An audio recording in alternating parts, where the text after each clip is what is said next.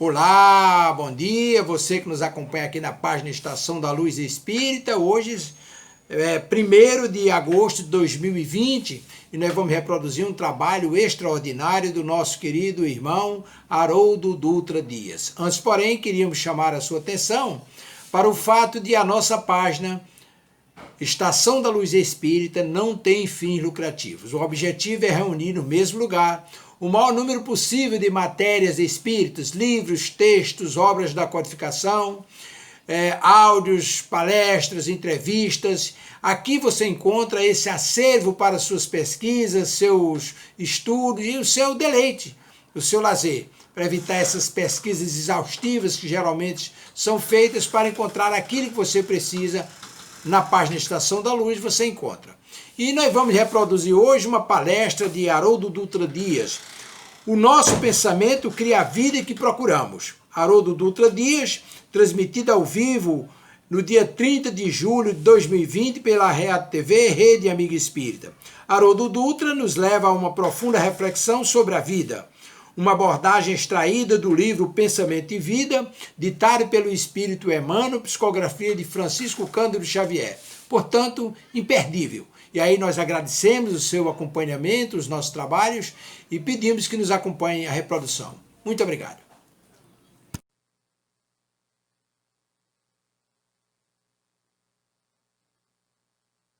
Olá, amigos, sejam muito bem-vindos. Mais uma transmissão de palestra espírita do Semeador de Catanduva, São Paulo. É uma satisfação, uma honra desfrutar da sua audiência.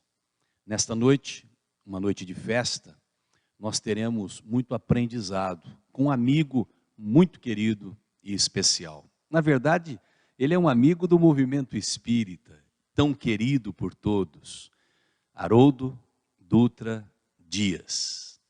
Esse companheiro que é juiz de direito, ele é pesquisador, tradutor, escritor de sucesso.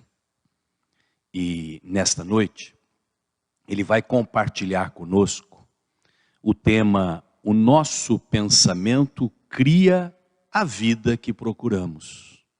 A nossa gratidão aos amigos do Centro Espírita Allan Kardec, da cidade de Campinas, onde o Haroldo fez esta palestra há alguns anos.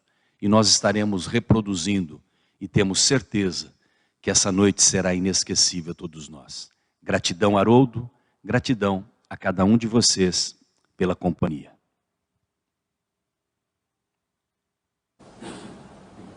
Nessa noite nós gostaríamos de convidar os corações que nos ouvem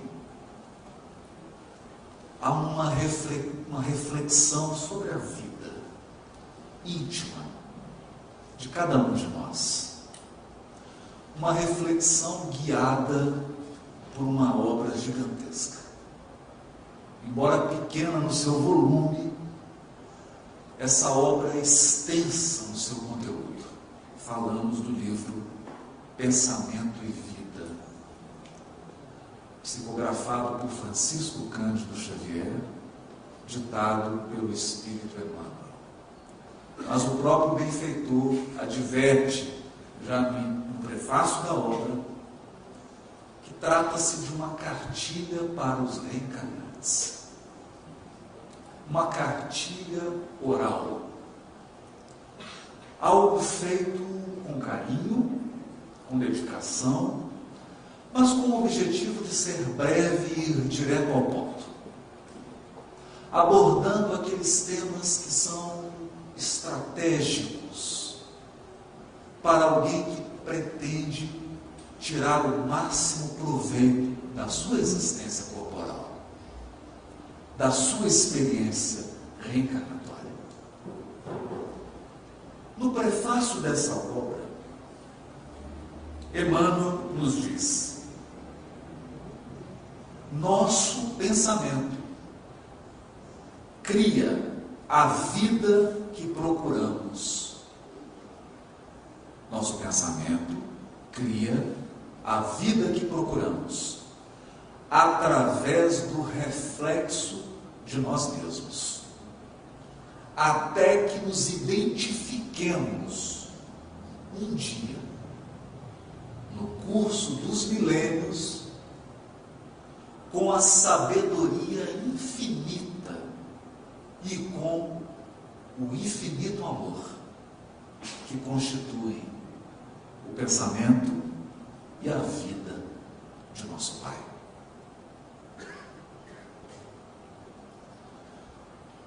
Frase que já dá o tom da conversa. Já deixa claro para todos nós que aquela imagem que tínhamos do Criador, de um grande senhor feudal, ou de um rei medieval, que aponta o dedo e julga as criaturas, ou que estabelece uma linha, uma lista de itens proibidos e de itens permitidos, essa figura não atende mais os anseios do ser humano moderno. As criaturas do mundo de hoje anseiam por uma evolução do pensamento religioso, por uma nova concepção de Deus e das suas leis. Os corações anseiam por um novo tipo de relacionamento com a divindade. É para esses corações que buscam algo diferente que foi escrita essa cartinha. Ela não estabelece uma lista moralista. Ela diz que o nosso pensamento cria a vida que vivemos. Mas a primeira advertência a ser feita é sobre a palavra pensamento na obra de Emmanuel. Muitos de nós acreditam que o pensamento é apenas uma elaboração do intelecto, um fruto da inteligência. Portanto, todas as questões relacionadas ao nosso sentimento, ao nosso estado emocional, às nossas relações afetivas estariam de fora. Mas não é assim. Já no capítulo 1 da obra, Emmanuel deixa bem claro que para os espíritos, pensamento é algo palpável. Pensamento é uma espécie de fluido, uma matéria mesma, que flui do espírito, como a água flui de uma cachoeira. E o pensamento é composto de todas as nossas ideias, de todos os nossos conceitos, de todas as nossas crenças, portanto, de tudo aquilo que está relacionado à nossa inteligência, ao nosso intelecto, mas também de todas as nossas emoções. Aliás, são os sentimentos e as emoções, sobretudo os sentimentos e emoções que nós sequer temos consciência deles, que dão cor e vida aos nossos pensamentos. O pensamento é um tipo de energia magnética ou gravitacional que repele e atrai tudo que está em sintonia com ele. E o que dá o tom do pensamento é o conteúdo emocional dele, não só intelectual. Por essa razão, quando Emmanuel reproduz essa cartilha oral do mundo espiritual, dizendo que o nosso pensamento cria a vida que procuramos, ele não está dizendo apenas das suas ideias. A proposta é mais profunda. Por essa razão, o Espírito Verdade, o Evangelho segundo o Espiritismo, capítulo 6, o Cristo Consolador, advertiu: espíritas, amai-vos, eis o primeiro mandamento. Instruí-vos, eis o segundo. Na verdade, amando e instruindo, estamos aperfeiçoando o nosso pensamento. E são nas questões emocionais estão os maiores desafios do desenvolvimento e do crescimento do espírito. A evolução, no fundo, é um processo de identificação. Identificação. Nós sempre escolhemos padrões. Padrões intelectuais e padrões emocionais. E esses padrões vão compor o nosso pensamento, que é um fluido vivo. E essa emanação do Espírito vai conformar o seu destino. Essa é talvez a questão mais reveladora dessa obra. E para que nós não fiquemos apenas num nível filosófico, gostaríamos de dar alguns exemplos. A doutrina espírita teve o grande mérito de alargar os nossos horizontes, ampliar a nossa visão. Porque é muito ruim uma visão estreita. Quanto mais estreita a nossa visão, mais frágil é o nosso caminhar. Mais frágil é a nossa decisão. A nossa vida passa a conter furos, dificuldades que não se sustentam dependendo do tipo de experiência vivida pelo Espírito.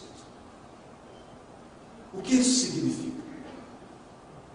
Que evolução é um convite permanente ao aprimoramento. Portanto, veio o Espiritismo e nos disse: você é um espírito imortal. Isso é muito relevante. Muito relevante. Porque o mundo inteiro grita. Milhões e milhões e milhões de pessoas em todas as latitudes e em todas as longitudes do planeta são educadas para acreditarem que vão morrer. Nascem e vão morrer. E diariamente se despedem do mundo, das mais suntuosas metrópoles aos mais acanhados interiores, vilarejos, vilas, criaturas que chegam ao mundo espiritual desavisadas, como se fossem cegos tateando nas sombras, porque viveram acreditando que morreriam e, portanto, fizeram escolhas provisórias. Porque se você acredita que vai morrer, as suas escolhas são limitadas. A sua visão não é de longo alcance. Você vive de forma acanhada. Você vive com medo, inseguro, com um sentimento de fatalismo, tomado por uma tristeza inconveniente que insiste em acossar o seu coração, mesmo nos momentos mais felizes. Você vive temeroso. E esse temor não é tanto maldade. Já diria o Cristo ao apóstolo Levi: Levi, entenderás um dia que os homens são mais frágeis que perversos.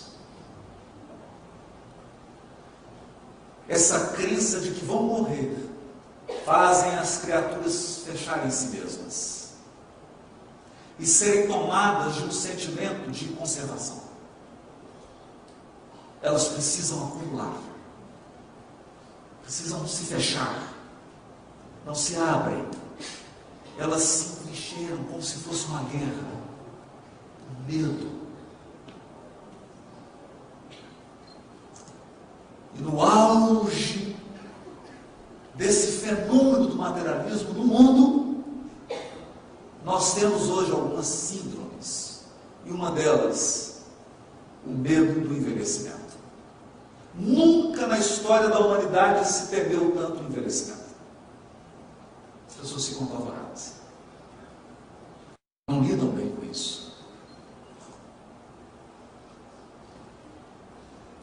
acreditam que vão morrer. Então nós acreditamos que pelo simples fato do Espiritismo ter gritado ao mundo, ninguém morre, ele já prestou à humanidade o maior serviço que poderia ter prestado. Ele diz: você é imortal. Seu corpo morre. Bom, eu fui autorizado pela direção da casa, pela USA, a dizer isso. Todos aqui vão morrer. Inclusive eu. Mas a morte é uma passagem para uma vida mais ampla e mais exigente. Mais exigente. Vamos chegar nesse ponto. Outra questão que o Espiritismo contribuiu para a evolução do pensamento religioso do mundo foi dizer às criaturas: você não teve e não tem apenas uma vida. Então, não perca tempo, mas também não seja precipitado.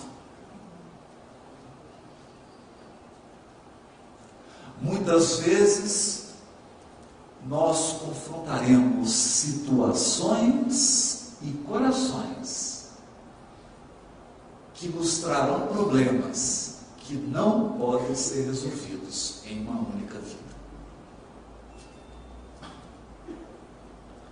É quase uma pretensão louca querer que alguns corações se transformem nessa vida, porque eles vão precisar de muitas. E alguns problemas que nós vamos viver não podem ser resolvidos nessa existência. Então é preciso conjugar resignação e iniciativa. Porque se você tiver só iniciativa, você vai sofrer muito. Porque só iniciativa você vai acreditar que pode mudar tudo. Não pode. Não agora. Mas se você tiver só resignação, você não sai da cama. É preciso equilibrar. Essa visão da pluralidade das existências, das muitas vidas do Espírito, é consoladora, mas ela também é desafiadora. Desafiadora. E o que ela nos desafia? Ela nos desafia se nós estivermos dispostos a ir além da superfície.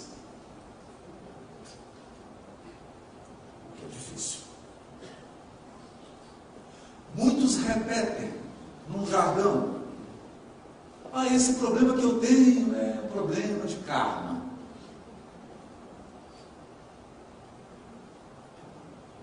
Na verdade, isso que eu vivi é uma expiação. Ou isso é uma provação.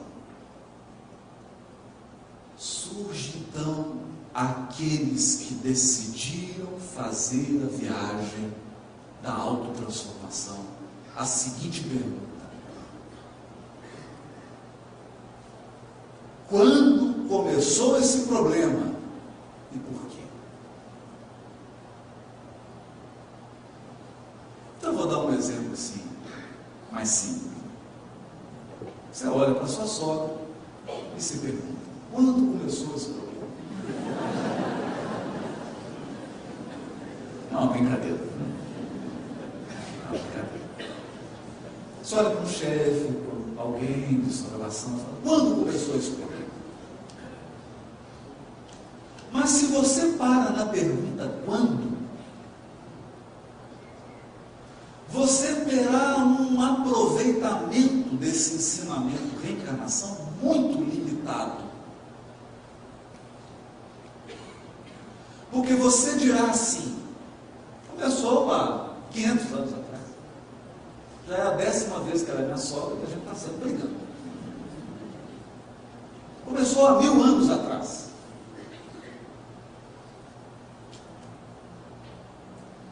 E se contentará com uma resposta que é numérica.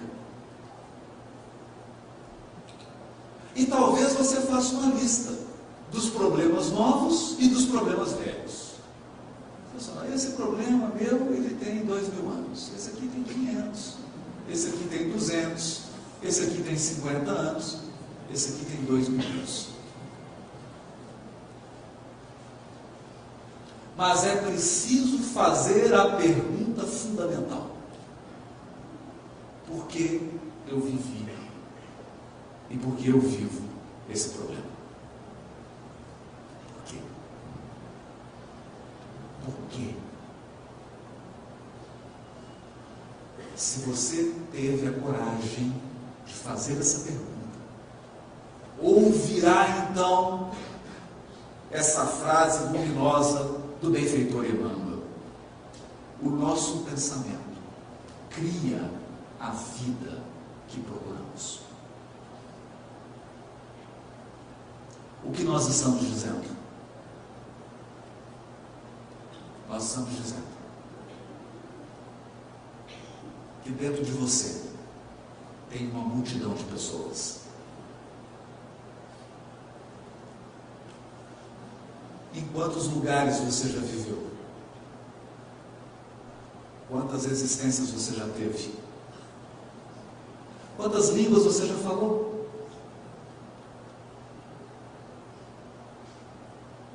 Com quantas pessoas você já se relacionou? Quantas profissões você já exerceu?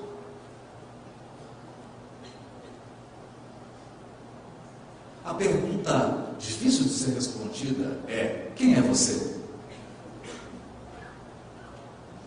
Você é a atual personalidade de hoje?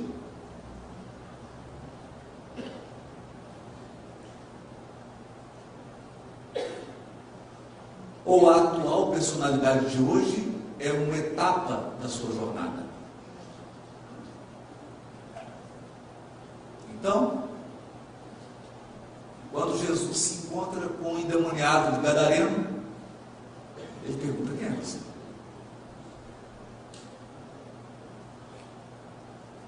E eles respondem: meu nome é Legião, porque somos muitos. Nós também. Nós somos muitos. Muitas experiências, algumas felizes, algumas mais tristes, algumas memórias, alguns complexos, algumas coisas que você não quer se recordar, outras que você faz questão de reviver, algumas coisas das quais você quer se afastar e foge, outras para as quais você caminha sem saber, porque quer reviver. Mas em meio a essas múltiplas personalidades, fruto da pluralidade das nossas existências, eis a questão: há alguns padrões. Alguns padrões. Alguns poucos padrões emocionais, afetivos, mentais, que têm determinado as suas escolhas, que têm conformado a sua vida, que têm estabelecido limites, limitações, talvez prisões. Não foram impostas por ninguém. Não é karma, não é expiação, não é provação, é simplesmente o seu pensamento criando a vida que você procura. Procure inconsciente. Parte de você não quer, mas uma parte que você não reconhece quer. Uma parte consciente de você nega, mas uma parte inconsciente pede, clama, grita. E você acaba repetindo padrões. Padrões nos relacionamentos. padrões nas suas escolhas, padrões nas suas atitudes, padrões que acabam determinando o seu destino. Então, não basta resgatar. Para ilustrar, nada melhor que um caso de Humberto de Campos. Conta-nos Humberto de Campos que havia 2 fazendas. Para prestigiar o meu estado, o estado de São Paulo, eu vou dizer que elas estavam na divisa. Uma em Minas e outra em São Paulo. E elas eram cortadas por um rio. Nasce a criança na família dos fazendeiros de Minas. Então, logo o menino atinge seus 18 anos, chega na beira do rio, olha para a cerca e diz assim: essa cerca está errada, uai.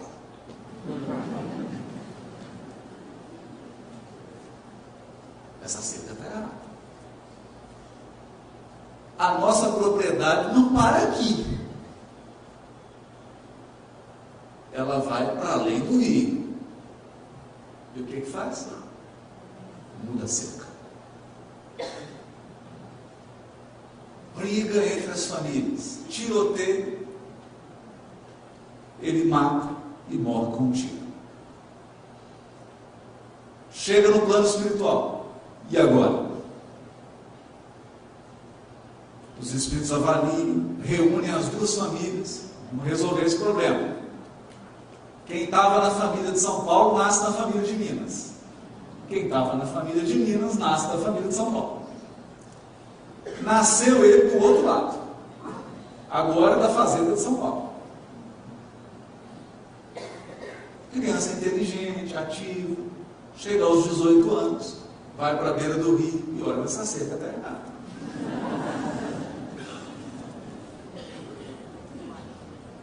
Essa cerca tem que ser empurrada para o outro lado do rio, invadir a nossa propriedade. E os antigos falam: não mexe com isso, já deu briga, já deu morte.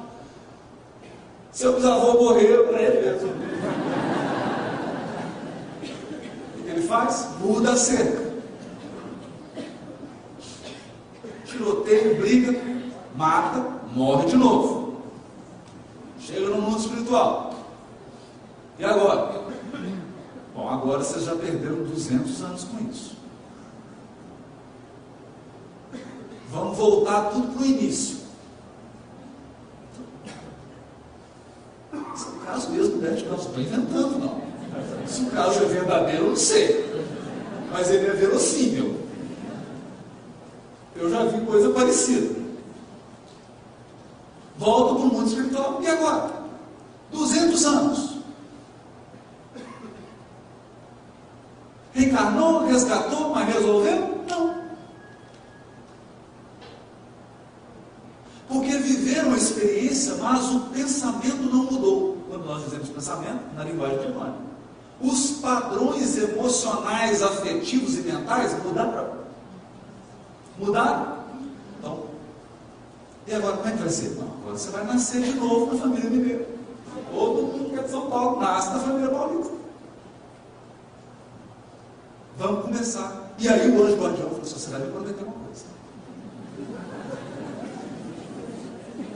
Eu não quero ver você numa distância de 1,5 km dessa cerca, pelo amor de Deus. Esquece, escuta, pensa, eu tenho trauma de cerca. Repita comigo: eu tenho trauma de cerca, eu tenho trauma de cerca. Nasce a criança, chega aos 18 anos. O que acontece? Voltam os padrões.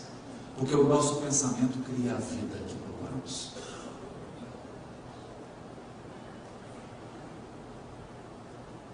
O menino vai visitar a cerca. Essa cerca está errada. Nesse dia ele dorme, tem uma reunião no plano espiritual, inclusive com o anjo guardião, com o espírito protetor. E aí eles contam para ele: olha, Isso não é brincadeira. Você já matou, já foi morto, 2 encarnações já se foram. Esquece esse assunto pelo amor de Deus. Mas qual é o padrão? A conduta é fácil, nós identificamos. Ele chega e muda o limite. Mas qual é o padrão emocional? Nós podemos fazer algumas especulações. Será que não se trata de um espírito que não se contenta com o que tem?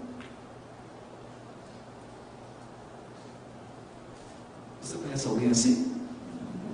Eu conheço. Vive comigo. Só eu mesmo. Será que não se trata de alguém que não consegue sentir gratidão pelo que conquistou?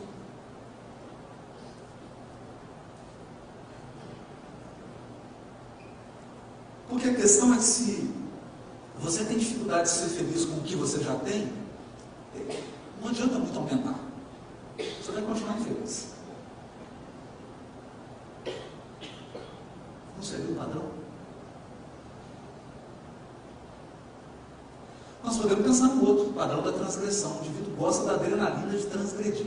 Não, eu gosto de empurrar, mas fazer a coisa errada. Só para ter emoção. Não, mas você vai desencarnar, não, mas é bom, né? Desencarna, encarna, resgata. Essa adrenalina eu gosto. É um padrão. É um padrão emocional. Que vai levando o espírito a repetir experiências ao longo dos séculos.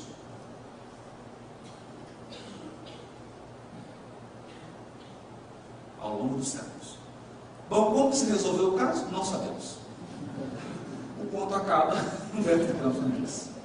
Deixou suspense, deixou em aberto.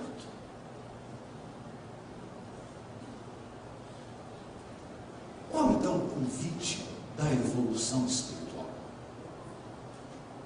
O convite da evolução espiritual é identificarmos o nosso pensamento com o pensamento de Deus, que é de infinita sabedoria.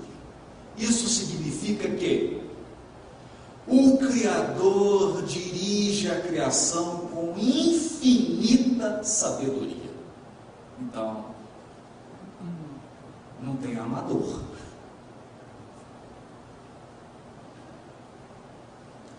Não tem sorte. Não tem acaso. Deus dirige o cosmos e a nossa vida individual com infinita sabedoria. Infinita sabedoria. A pergunta é: nós temos adotado a sabedoria em nossas escolhas?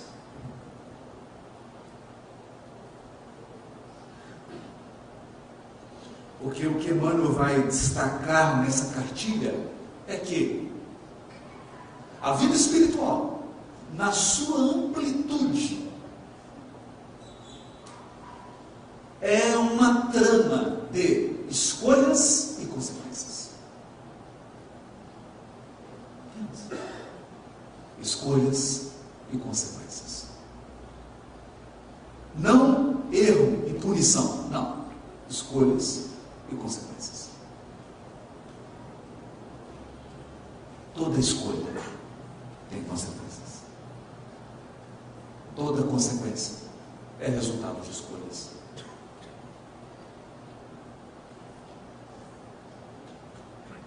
Algumas consequências são fruto de escolhas anteriores, mas são escolhas. São escolhas.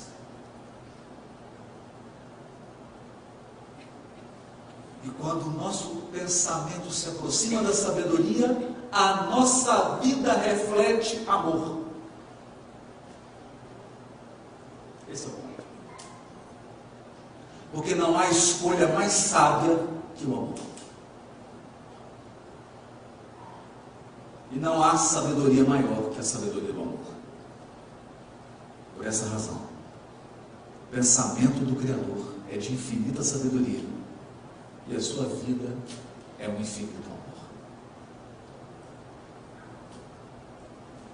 Quando pensamos dessa perspectiva, nós entendemos o que Emmanuel nos diz no primeiro parágrafo do primeiro capítulo do livro.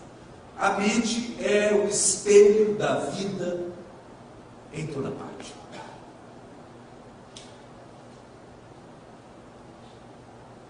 O que nós concluímos disso? Algo difícil de aceitar. Toda a sua vida, tudo o que te acontece, todas as suas relações são um pedacinho de você mesmo.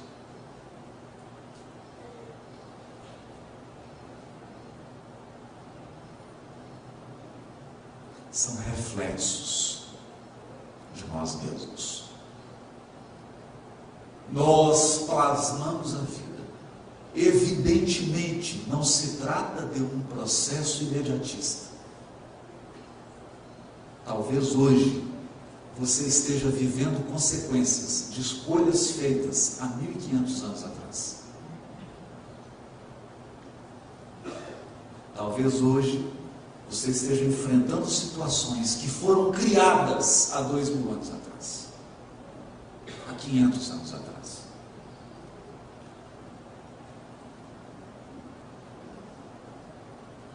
Porque a lei divina é pedagógica, ela jamais vai te apresentar um problema que você não seja capaz de solucionar. Muitas vezes, então, a lei divina aguarda o nosso amadurecimento espiritual para que tenhamos condições de enfrentar as situações com êxito, com possibilidade de êxito, embora o fracasso esteja sempre nos rondando, mas com possibilidade de êxito. Caso contrário, o Criador não seria um pedagogo, não seria um educador. Não teria o infinito amor, e ele tem. A mente é o espelho da vida. Nós nos refletimos mutuamente uns nos outros.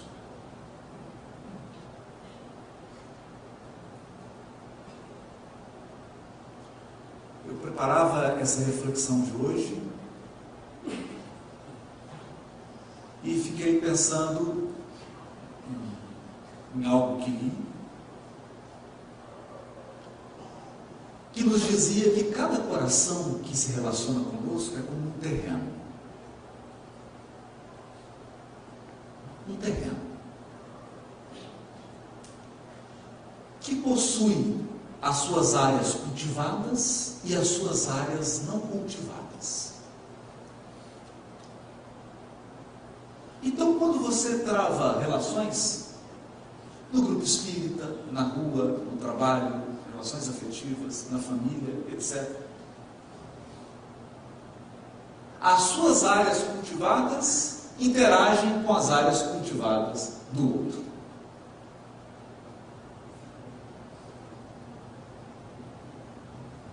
E daí podem surgir afinidades profundas ou aversões. Podem surgir. Isso é a parte mais evidente. Então, você é mais paciente e o outro é mais ansioso. Você é mais ansioso, o outro é mais paciente. Como a vida tende para o equilíbrio, se você é muito paciente, você vai ter muitos ansiosos ao seu lado. Se você é muito ansioso, você vai ter muitos pacientes ao seu lado. Porque ambos precisam aprender o equilíbrio. Se você é muito ativo, estará cercado de pessoas mais passivas. Se você é muito passivo, estará cercado de pessoas ativas. Deus é piedade do povo. Geralmente ele faz isso na família. Não tem jeito de fugir da lição. Mas há um aspecto menos evidente.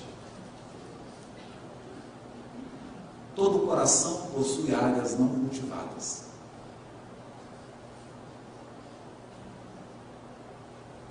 Não cultivadas. Significa que o coração humano é um terreno de possibilidades. E às vezes, o que você está colhendo de alguém não é propriamente o que essa pessoa tem, é o que você plantou. É o que você plantou. Então nós temos indivíduos que são extremamente grosseiros e agressivos. Ele vai encontrar alguns corações que são grosseiros e agressivos como ele. E aí geralmente ele vai dizer, nossa, fulano é tão agressivo.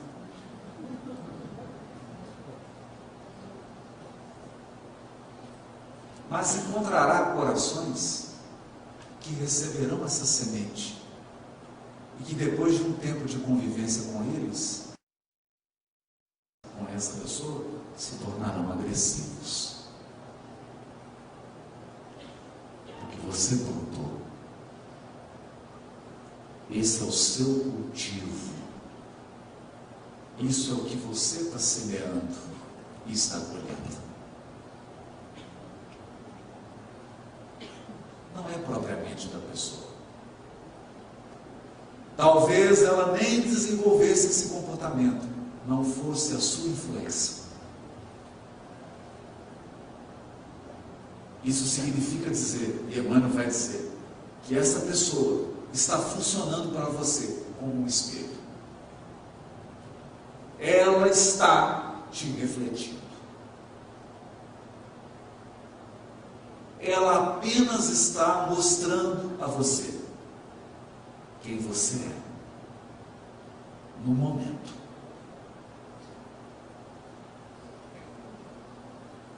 As criaturas refletem-se reciprocamente.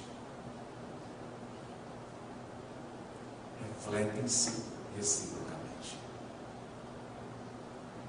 Daí então, prossegue Emmanuel, dizendo que a nossa mente ergue-se na terra para Deus sob a égide do Cristo, a feição do diamante bruto. Ergue-se. Nesse sentido, quando o Espiritismo aponta o Cristo como um modelo, ele ultrapassou a concepção tradicional de religiosidade.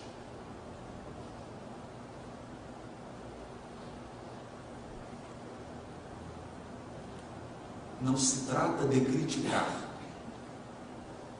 mas de apontar as limitações.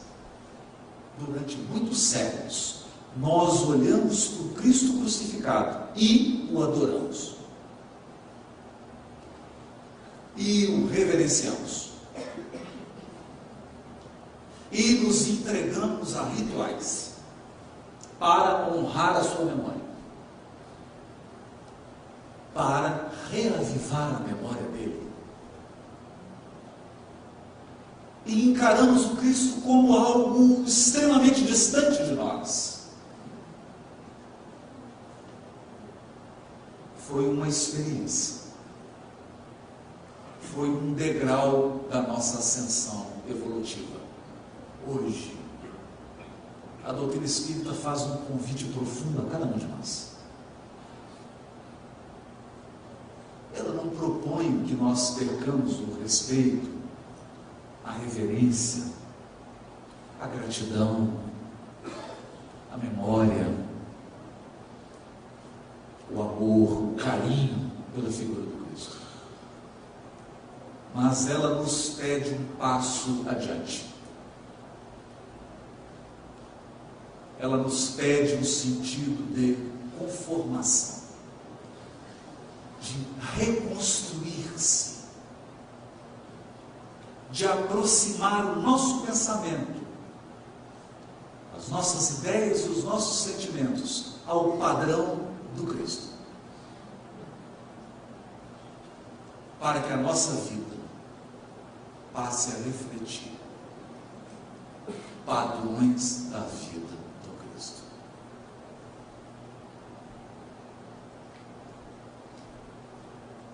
É desnecessário dizer: nós, espíritos imortais, não fomos criados para o ódio.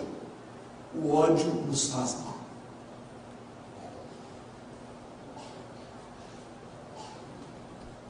O ódio nos perturba psiquicamente. Ninguém que odeia consegue permanecer saudável, psicologicamente, emocionalmente e fisicamente. O ódio vai provocar distúrbios emocionais, distúrbios psíquicos, depressão, às vezes até suicídio. E seguramente distúrbios físicos, gastrite, problemas nervosos, câncer. Nós não fomos criados para a mágoa e para o ressentimento. A mágoa e o ressentimento é um veneno que nos corrói aos poucos. Todos sabemos disso. A primeira corrosão que a mágoa provoca no seu coração é que ela tira a sua esperança no futuro. Porque você se apega à memória do passado e não consegue mais enxergar as possibilidades do porvir. Você se torna escravo das suas memórias. E você passa a ler o mundo pela experiência negativa que você viveu. A mágoa te escraviza. Nós não fomos feitos para ela. Nós não fomos feitos para a inatividade. Nós somos criados para o trabalho, para a criatividade, para a bondade, para a ação construtiva.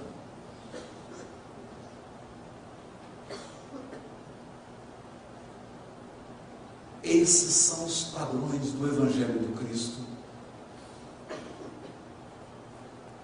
E na medida em que nós nos aproximamos desses padrões, ou melhor, na medida em que incorporamos esses padrões à nossa vida, vamos experimentando a cura. Não se trata de uma cura física. Trata-se de uma cura profunda, de uma mudança de valores, de uma mudança de postura diante da vida espiritual, como um todo, não só da presente vida.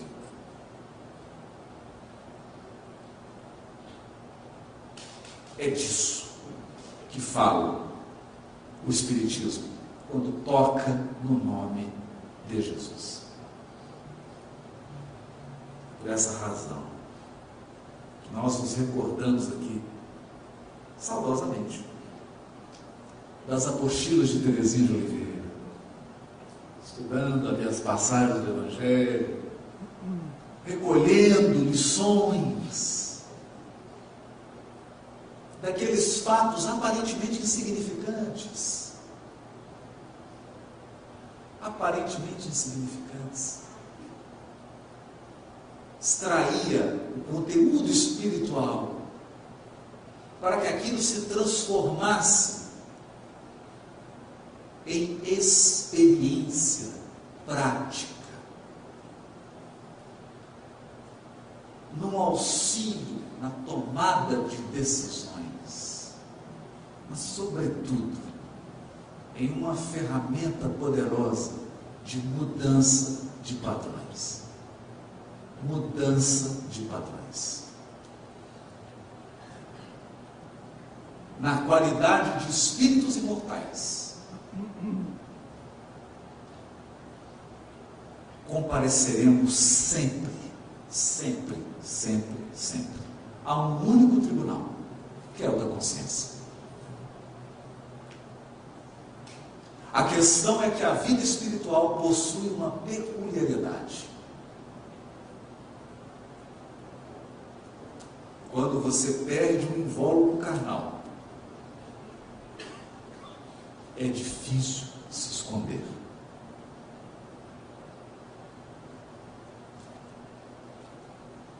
Uma das características do mundo espiritual é que ele te mostra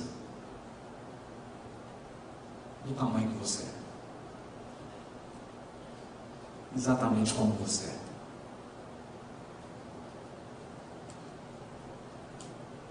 Ele mostra com mais precisão os seus padrões. É por isso que nós vamos encontrar um médico famoso na terra, na qualidade de um necessitado umbral, André Luiz.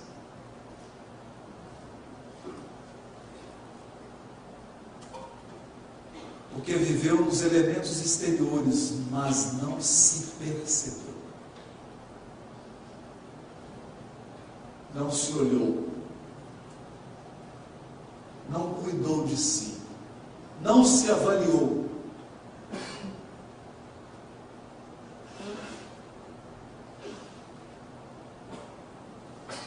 O certo é que a obra termina com o capítulo amor. Para dizer que nós estamos todos mergulhados no infinito amor de Deus.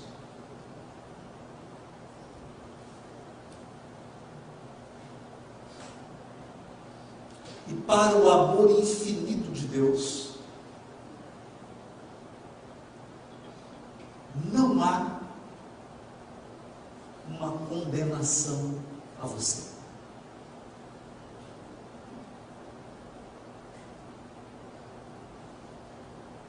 O amor infinito do Criador não te condena.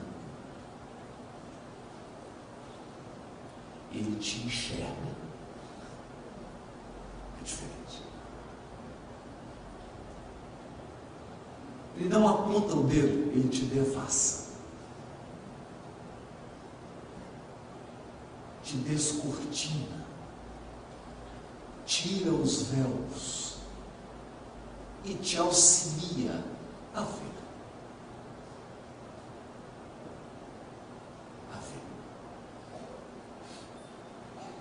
É por isso que umas passagens mais lindas do Evangelho é daquele cego que com muita dificuldade consegue chegar ao Cristo.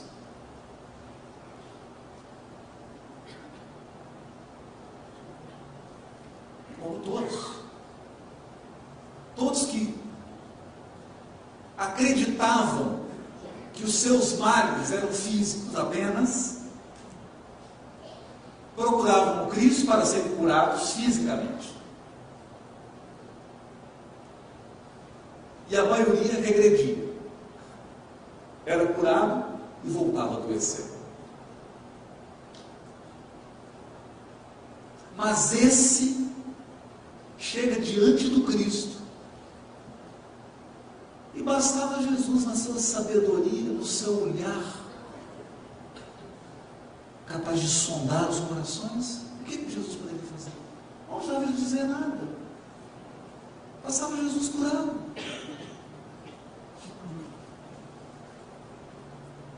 Mas Jesus faz a pergunta decisiva: o que queres que eu faça?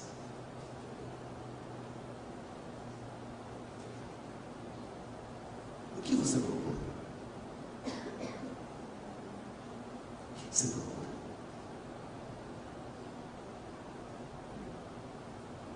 E esse homem dá uma resposta que vai além da sua limitação física. Ele diz assim: Senhor, que eu vejo, que eu enxergue. Você não será mais a mesma pessoa depois que enxergar. Se você enxergar,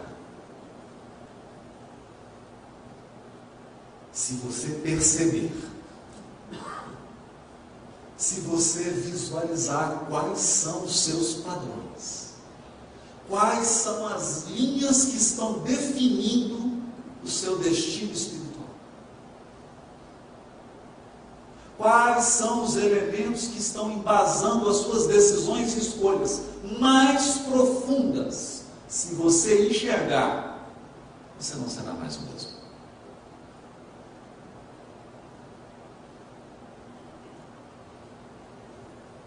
Alguns talvez estranhem a proposta do Espiritismo, porque ele não proíbe nada. Mas espera tudo. Espera tudo de nós.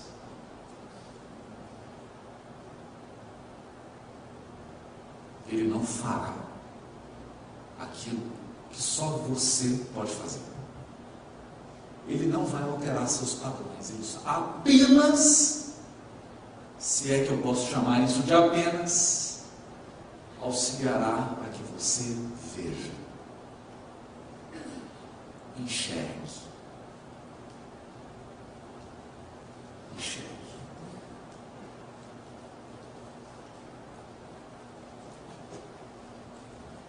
Se você vir, se você olhar, fará o que fez Bartimeu, seguirá. Seguirá. Não é fácil seguir. Não é fácil. Há alguns elementos difíceis em seguir o Cristo. E ele disse para Simão: crê em mim, te levarei aonde não queiras ir. Porque nós falamos assim com a boca tão boa, que o Cristo é o guia, mas não é turístico. Vai nos levar por caminhos que a gente não quer ir. Porque são caminhos essenciais e indispensáveis, não necessariamente agradáveis. Seguir, então, pede primeiro enxergar, admitir, convencer-se, para então conformar-se, no sentido construtivo e criativo. No sentido construtivo e criativo. É por isso que nós adoramos e gostaríamos de encerrar citando essa lição linda de Teresa de Ávila. Teresa de Ávila caminhava nos arredores da região em que ela vivia, e sobreveio uma tempestade enorme.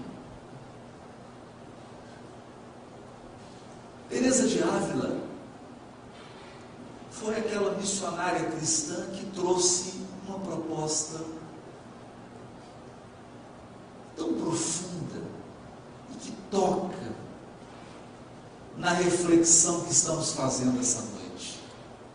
Ela escreveu uma obra chamada O Castelo Interior. E ela dizia que a nossa intimidade é um grande castelo. Naqueles cômodos mais extremos estão os bichos peçonhentos. A poeira, a sujeira, o mau cheiro, o medo. É o nosso ego, como diz a benfeitora Joana de Ângeles. O ego, com seus medos, com seu egoísmo, com seu orgulho, com seus padrões superficiais.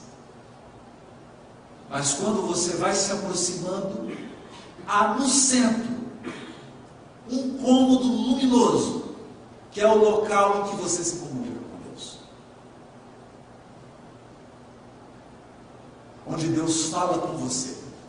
Fala como? Não com palavras, fala despertando em você sentimentos. Sentimentos que te dão a certeza de que você está no caminho certo. É assim que Deus comunica. Mas para chegar nesse centro, diz Teresa de Ávila, quanto mais você se concentra, quanto mais você se conhece, quanto mais você olha para dentro de você, na medida em que você se esforça por se conhecer, surge a louca da casa. A louca da casa é uma doida varrida, que mora dentro de você. E que assim que você deseja se conhecer, ela começa a bater panela, gritar e fazer o mau escândalo. É mais ou menos assim. Começa a reunião e todos dizem, vamos fazer a prece. Pai de infinita bondade, você está assim, amanhã tem que pagar a conta de luz. Está vencida, é a doida da casa.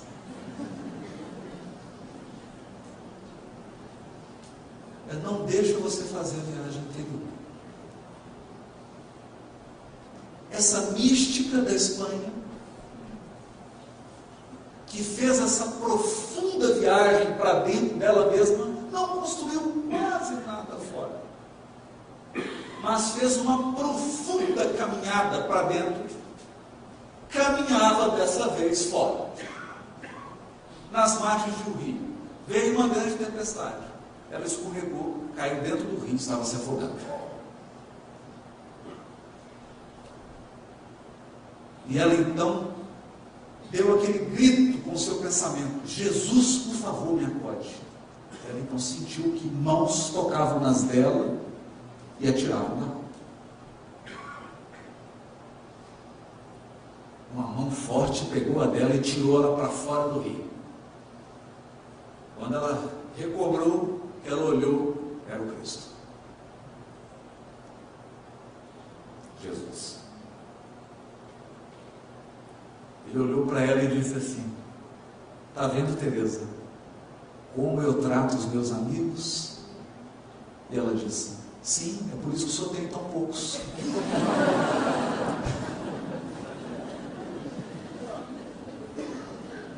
Essa conformação criativa,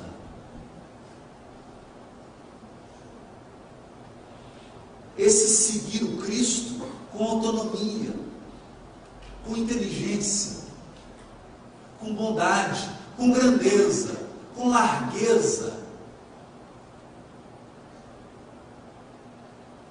a ponto de encontrá-lo e dizer, mestre, está difícil, dá para fazer uma rota mais leve, só pegando montanha,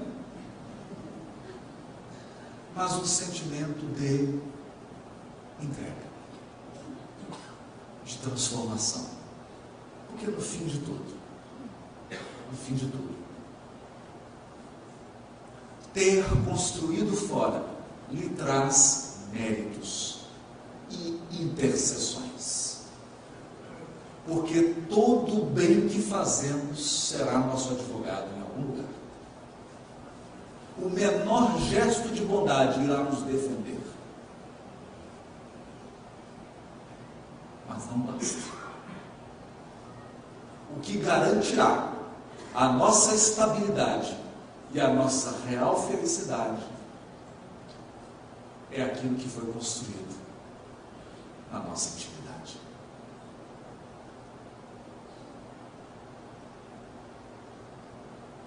Por isso Cristo repete várias vezes, e ficou gravado no capítulo 6 do Sermão do Monte, do Evangelho de Mateus, quando orares, não faça como os fariseus, que oram nas praças, para serem vistos pelos homens.